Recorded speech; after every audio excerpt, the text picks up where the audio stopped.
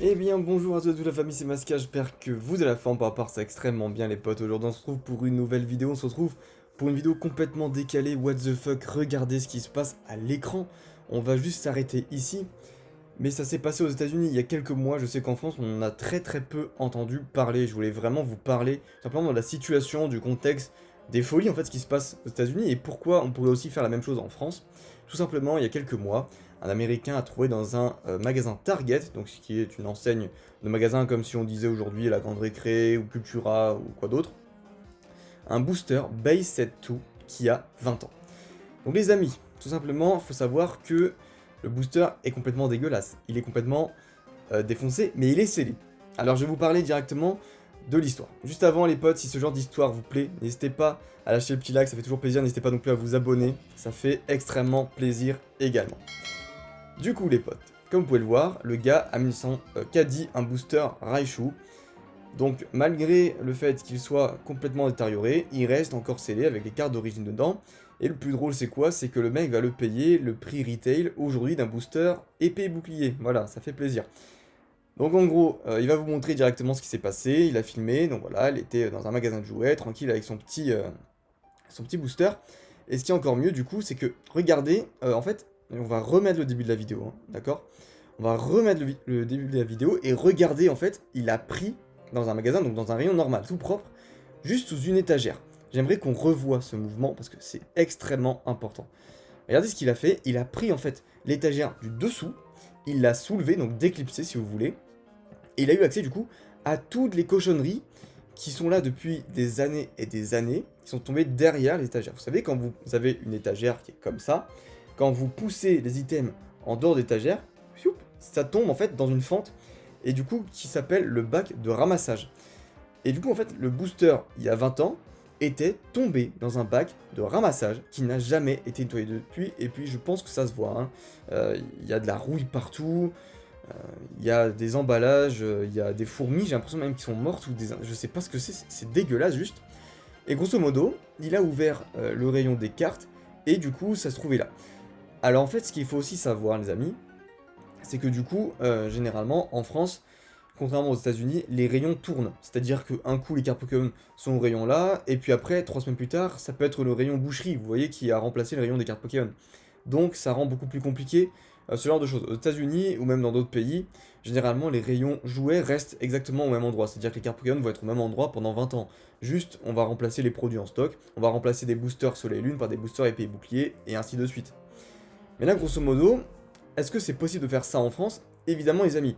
Alors après, voilà, il faut aussi avoir le culot, c'est-à-dire que c'est pas tout le monde qui va aller fouiller dans les magasins, à retirer choupe les étagères, à aller voir en dessous s'il y a des trucs. C'est crade, d'accord? Et c'est vrai que quand il y a d'autres personnes qui font leurs courses à côté dans le magasin, ça peut sembler très bizarre si vous êtes directement une personne random et que vous n'êtes pas un youtubeur giga connu, comme est du coup Leonhart qui a fait cette vidéo. Bon, c'est pas lui qui a trouvé le booster, hein. Leonhart qui est donc un youtubeur américain qui fait du Pokémon. Ou si vous n'êtes pas un mec voilà, qui va réquisitionner, j'ai envie de dire, le magasin pour tourner sa vidéo. Donc grosso modo, en fait, c'est ça qui est intéressant, c'est que oui, on peut avoir ce genre de concept en France, mais ça va être plus compliqué. Alors du coup, quel type de magasin target vraiment pour ce genre de pratique? Évidemment, il faut target des Cultura, des Fnac. Évitez de target tout ce qui est grande récré et tout ce qui est jouet club, parce que généralement, en fait, des cartes Pokémon vont être derrière la caisse, vous voyez ce que je veux dire? Donc évidemment, vous n'allez pas pouvoir récupérer ce qu'il y a derrière la caisse.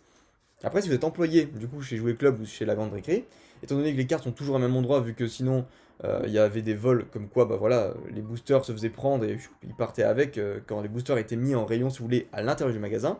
Du coup, depuis, ils les ont mis, pardon, les boosters derrière la caisse.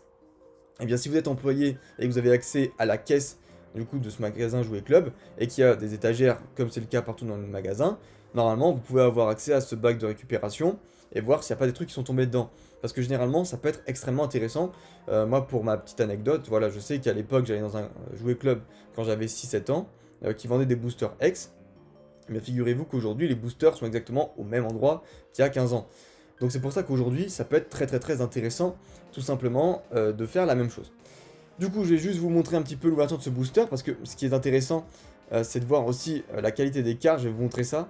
Mais voilà, vous allez voir directement que le mec, voilà, il est pas serein et que la qualité des cartes est pas faux folle. On voit la tête de Leonard qui est un peu choqué en mode bon merde, dommage, hein, la qualité est pas folle. Mais voilà, on devait s'y attendre. Enfin, regardez un petit peu la tête du booster. Au bout d'un moment, vous avez un booster comme ça avec... Enfin, le truc est limite en état de décomposition. Évidemment, quand c'est rouillé et qu'il y a de la poussière de partout, que oui, on va du coup se retrouver avec voilà, un booster qui a des chances d'avoir des cartes à l'intérieur dégueulasses, même si le booster est encore scellé. Teddy Garcia d'ailleurs, tout sous d'époque, avait ouvert un booster X-Force caché qui était dégueulasse comme ça. Et dedans, il avait eu un OOX qui heureusement était miraculé parce que c'était pas la première carte du booster, mais le Coraillon qu'il a eu en reverse était dégueulasse et c'était la première carte du booster. Du coup, par rapport à ça, ne désespérez jamais les amis, parce que oui, on peut encore trouver des trucs très très sympas en France. Ça a été normalement le cas il y a 2-3 semaines, quand des displays Tempête, donc du coup une série qui est sortie en 2009, voilà, du blog Diamant et Perle, a été retrouvée en bureau de presse. Et il y a quelques années, il y a 6-7 ans, on a retrouvé du Rouge Vert Feuille en bureau de presse aussi.